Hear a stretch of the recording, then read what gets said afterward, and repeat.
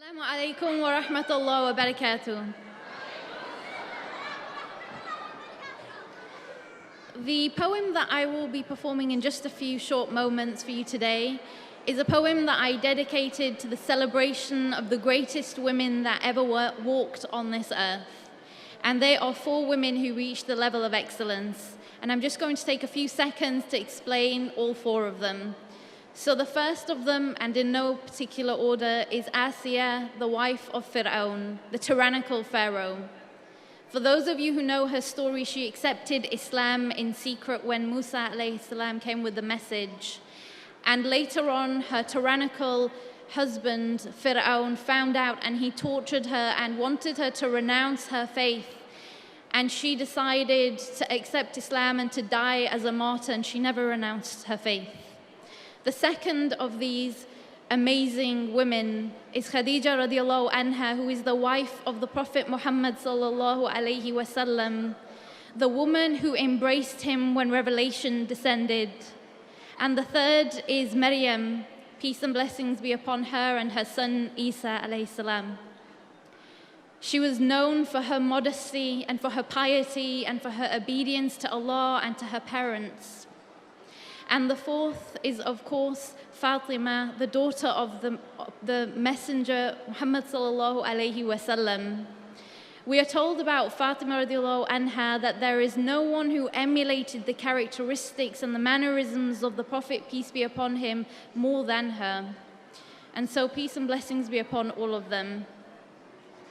And without any further ado, I will begin my piece, but before I want to explain the dedication of this poem, I would like to first of all dedicate this poem to my mother, who bore me in hardship and who raised me and continues to inspire me in everything that she does.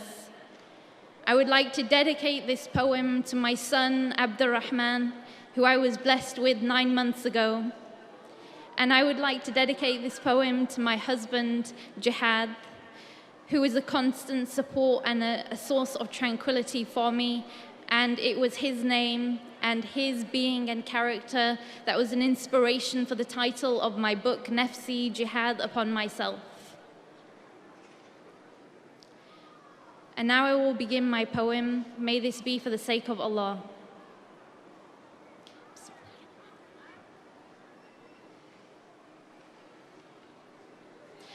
I am not from Disneyfied Princess Yasmin's.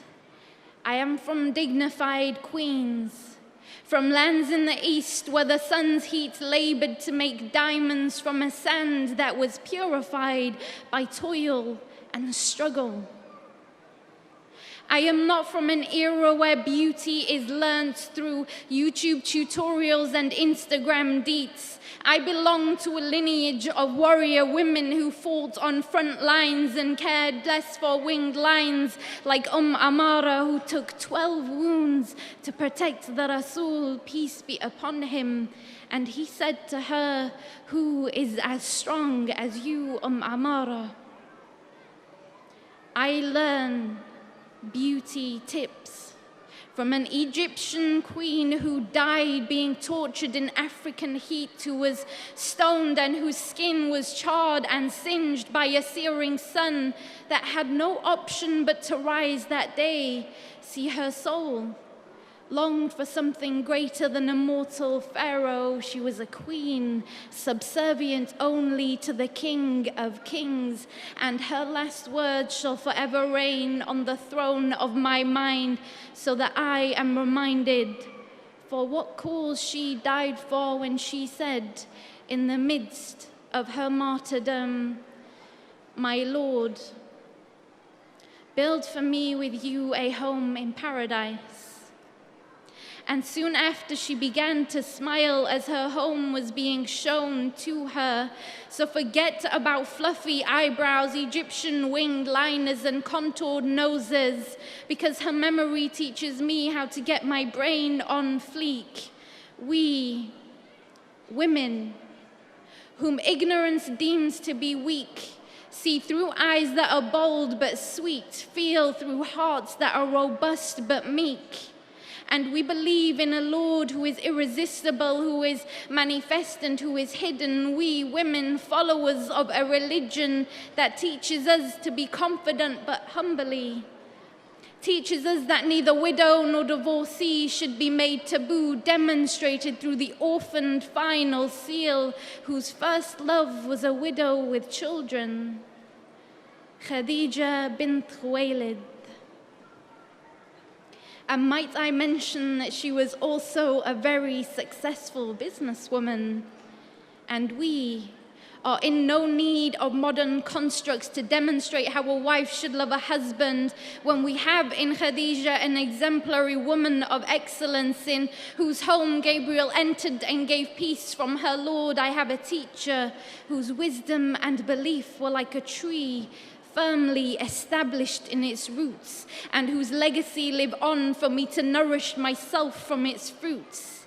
I come from excellence, a message nurtured in loving mothers who raise prophets and nations, and they never once felt worthless in the liberation of motherhood. No boycott genes or fight to enter a man's world, because these women knew that women rule, and that man is only a product of woman's strength.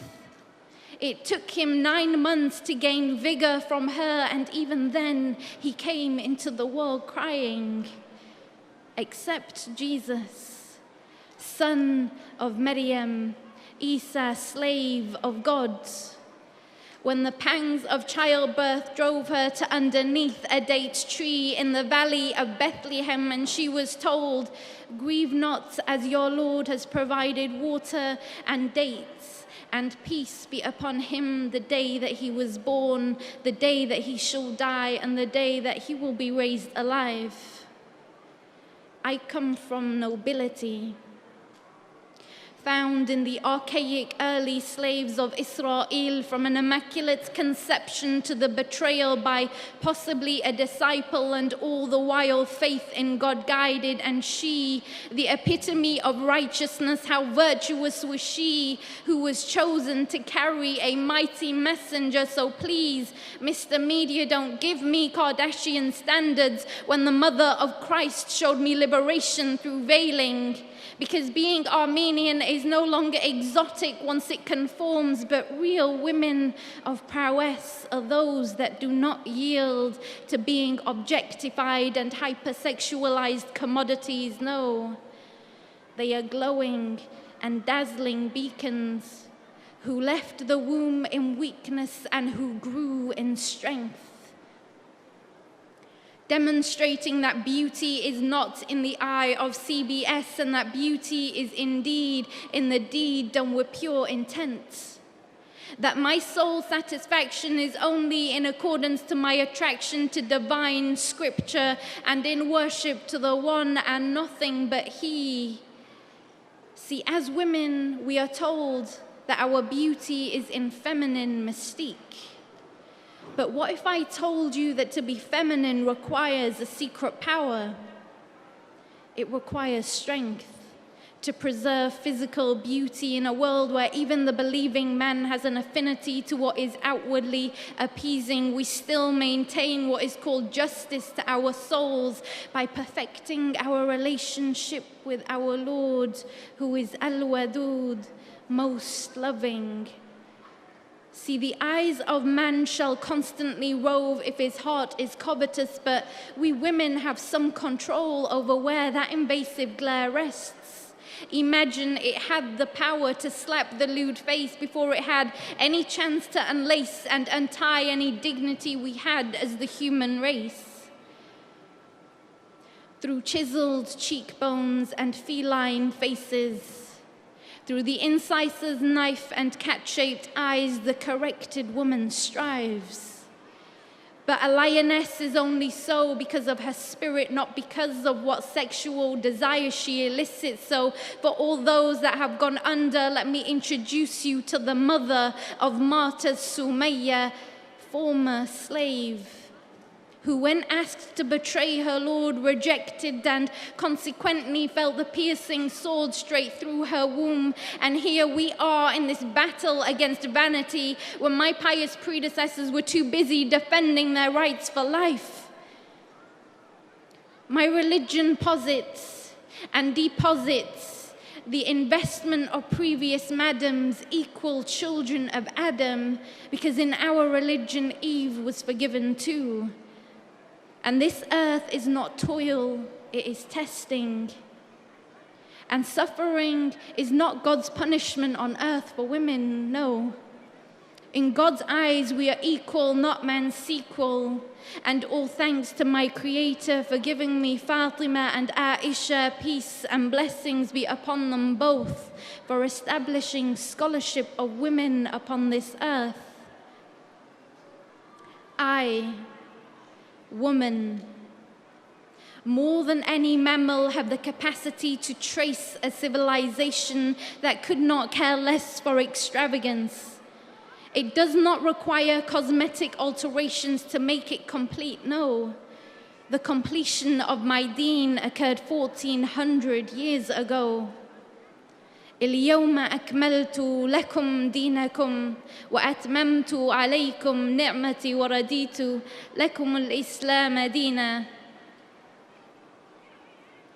And it does not require large lips, small waists, and wide hips to shake a male world for recognition, no. It speaks to the soul. It speaks to the enterprise that treks stars and splits moons. It is present and it is crescent in its smell and in its aura, because it is belief that shall cause the animal to ascend to angelic levels. And it cannot be denied through the cliche of beauty is in the eye of the beholder, no.